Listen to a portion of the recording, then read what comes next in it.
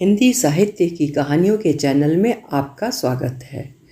आज सुनिए सुप्रसिद्ध और सर्वाधिक लोकप्रिय कथाकारा शिवानी जी की लिखी हुई कहानी स्वप्न और सत्य। तो शुरू करें कहानी। बहुत पहले एक पुस्तक पढ़ी थी, द प्रॉफेटिक ड्रीम्स। उसे पढ़कर तब अविश्वास हुआ था, कहीं ऐसा भी संभव है कि नींद में देखी गई घटना जीवन में वास्तविकता बनकर घट जाए। किंतु फिर एक दिन स्वयं ही ऐसा स्वप्न देख लिया जो जीवन में अविस्मरणीय बन गया। मैं तब बेंगलुरु में थी। एक रात आंख लगते ही मैंने एक विचित्र स्वप्न देखा था। मैं कहीं तेजी से जा रही हूँ। चारों ओर रेल की पटरियाँ ही पटरियाँ बिछी हुई हैं। उन्हें लांघती हुई मैं एक जंगल में पहुँचती ही हूँ कि गरज तरज के साथ वृष्टि आरंभ हो जाती है। अचानक एक कृशकाया लंबी सी सांवली युवती मेरा मार्ग अवरुद्ध कर खड़ी हो जाती है। वो मुँह से कुछ नहीं कहती, किंतु गोद में नवजात शिशु को लेकर मेरी ओर अग्रसर होती है। आश्चर्य से मैं नीली बेंगलुरी साड़ी में लिपटे उस गौर वर्ण शिशु को देखती रहती हूँ। चमकती बिजली में मुझे उस युवती का चेहरा एकदम स्पष्ट दिखने लगता है। उसका घोर कृष्ण वर्ण रात्रि के गहन अंधकार में घुल मिल गया है। दोनों ओर छिदी नाक में तीन तीन नगों के हीरे की दो लौंग झिलमिला रही हैं। लांग लगी दक्षिणी रेशमी साड़ी की चौड़ी जरी, कमर पर कसी सोने की भारी करधनी और स्वयं उसके व्यक्तित्व की गरिमा उसके संभ्रांत कुल का परिचय दे रही है। उसके दोनों होंठ कांप उठते हैं, किंतु सहसा वाणी की विवशता उसके काले कपोलों पर अश्रुधारा बनकर बिखर जाती है। फिर बिना कुछ कहे वो रोते शिशु को मेरे पैरों के पास रखकर तेजी से उसी अरण्य में विलीन हो जाती है। मैं चौंक कर जगी ही नहीं, स्वप्न की संभावना में ही पैताने पड़े उस शिशु को भी टटोलने लगी थी। और फिर ठीक 1 महीने बाद वही स्वप्न मेरी आंखों पर उतर आया था, किंतु इस बार मेरी पलकें बंद नहीं थीं। न मुझ में इतना साहस ही था कि पैरों के पास पड़े उस परित्यक्त शिशु को फिर टटोल लूँ। जीवन के कितने वसंत आए और चले गए, किंतु उस वसंत को मैं आज तक ना भूल पाई हूँ और शायद कभी भूल भी नहीं पाऊंगी। प्रौढ़ मेघाच्छन्न आकाश को देखकर भी मैं घर से निकल पड़ी थी। नित्य की संगनी चचेरी बहन मुन्ना को भी उस दिन साथ नहीं लिया। एक तो उस भुवन मोहिनी को साथ लेकर चलने में 20 बंदिशों का अंकुश सहना पड़ता था। मेरी वो बहन अपूर्व सुंदरी थी। साथ रहती तो माँ प्रायः ऐसे जनशून्य मार्ग से जाने का आदेश दे देती कि गंतव्य स्थान पर पहुँचने में ही घंटों लग जाते।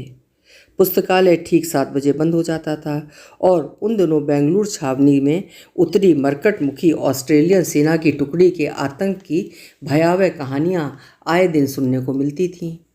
किंतु बेंगलुरु के उस शांत भव्य पुस्तकालय में बैठकर अलभ्य विदेशी पत्रिकाएं पढ़ने का लोभ मैं संवरण नहीं कर पाई और अकेली ही घर से चल पड़ी थी।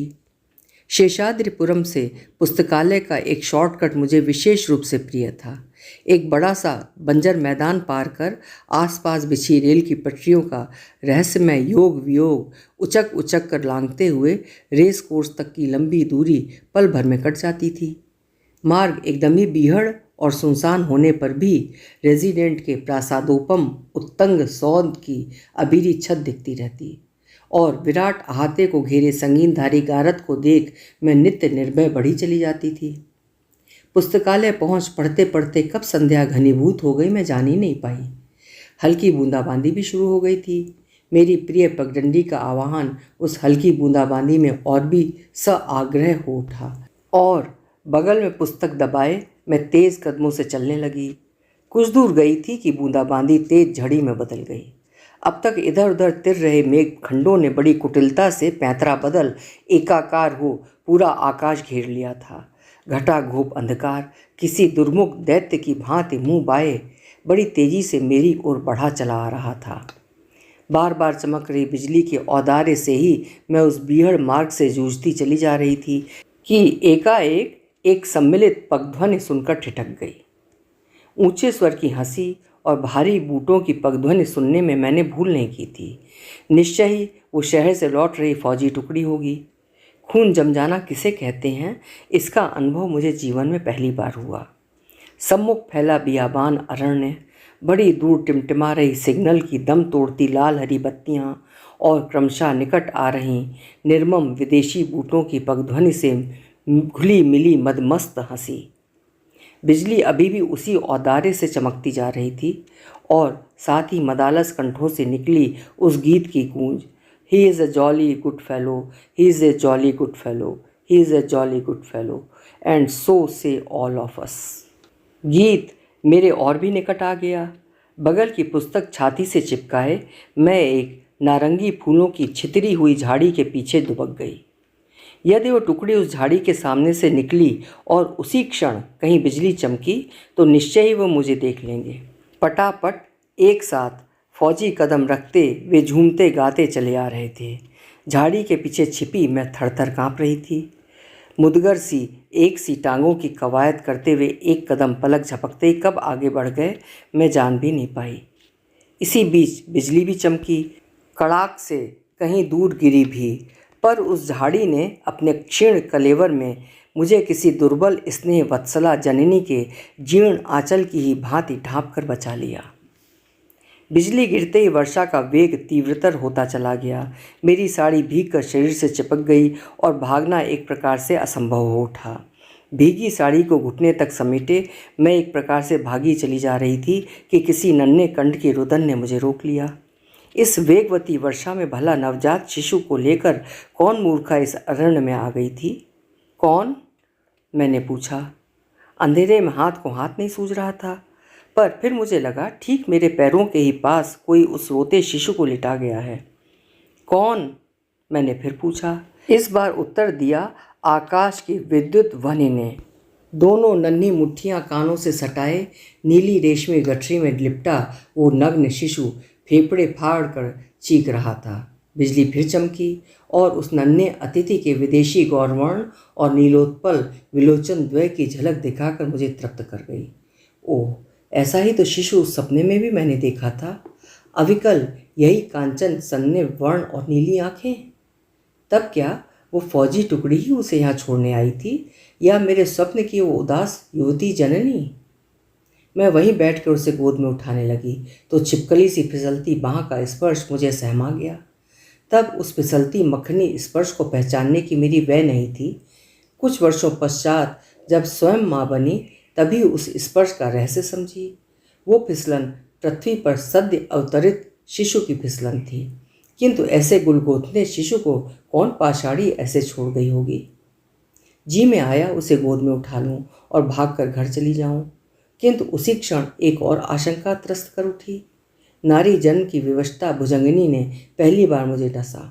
मैं इसे घर ले गई तो घर वाले क्या मेरी संवेदनशीलता को प्रश्रय देंगे? बहुत पहले एक बार मैं ऐसे एक सड़क पर पड़े देशी कुत्ते के पिल्ले को घर ले आई थी तो कितनी फटकार पड़ी थी। आंखें भी नहीं खुली हैं, कौन पालेगा इसे? माँ ने कहा था, पर फिर भी मैंने रुई के फाहे से दूध पिला पिला कर उसे पाल लिया था। किंतु कुत्ते के पिल्ले को पालना कितना सहज है, मनुष्य के दुधमुहे को पालना कितना कठिन। शान शिशु का कुल गोत्र समाज नहीं मांगता, उसके जनक का परिचय उसके जीवन के लिए अनिवार्य नहीं होता, किंतु मानव शिशु के जनक का अभिमान उसके प्रत्येक श्वास के लिए अनिवार्य होता है। और फिर कहीं किसी ने इस जंगल में नीली साड़ी में लिपटे इस चीखते शिशु के साथ मुझे पकड़ लिया, तब मेरे स्वार्थ ने उन मुट्ठी भर 17 वर्षों के बावजूद मुझे सहसा चिंतनशीला प्रौढ़ा बना दिया। मैं उठी और उसे वहीं छोड़कर तेजी से आगे बढ़ गई। वर्षा में भीगते बिजली की कड़क को चीरते उस असहाय नग्न शिशु का हृदय द्रावी क्रंदन मेरी पीठ में सहस्र भाले भोंकता मेरा पीछा करने लगा। गिरती पड़ती हाँफती घर पहुंची तो पूरे परिवार ने मेरी धज्जियाँ उड़ा दी। मूर्ख लड़की, थोड़ी देर और होती तो थाने में खबर देनी पड़ती। शहर में गोरों का कितना आतंक है, नहीं जानती क्या? ऐसी वर्षा में भला कोई घर से निकलता है?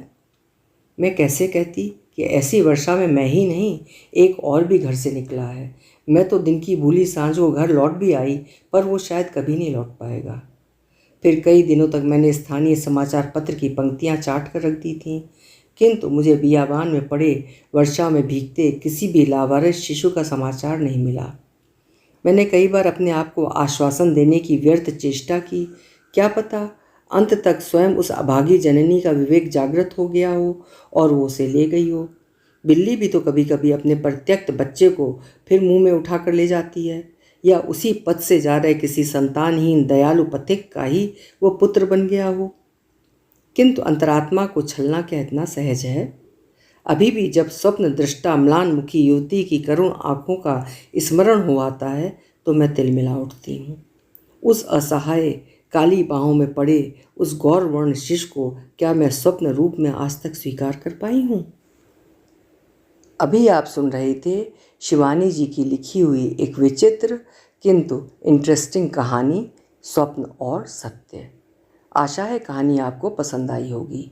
कल मिलेंगे फिर किसी उम्दा कहानी के साथ। आपका समय शुभ हो।